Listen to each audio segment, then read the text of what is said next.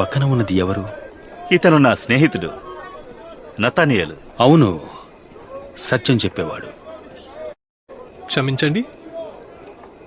మనిషి తరచుగా మోసపూరితంగా ఉంటాడు. మరియు ఇజ్రాయేలు యాకోబుతో ప్రారంభమైంది. ఇతను కాస్త మోసగాడు కదా? అవును.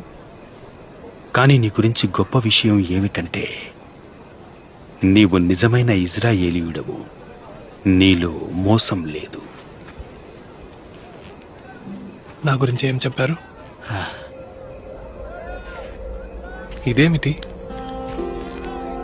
మీకు నేనెలా తెలుసు? ఫిలిప్పు నిన్ను వచ్చి చూడమని పిలవక ముందే నాకు నువ్వు తెలుసు.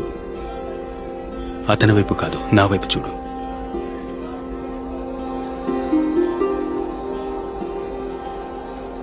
నీవు నీ యొక్క కృంగుదలలో ఒంటరిగా ఉన్నప్పుడు నేను నీ నుండి ముఖం తిప్పుకోలేదు.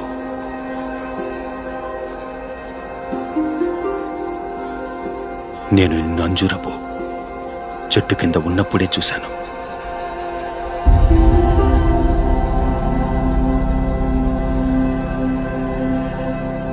బోధకుడా, అర్థమైందా?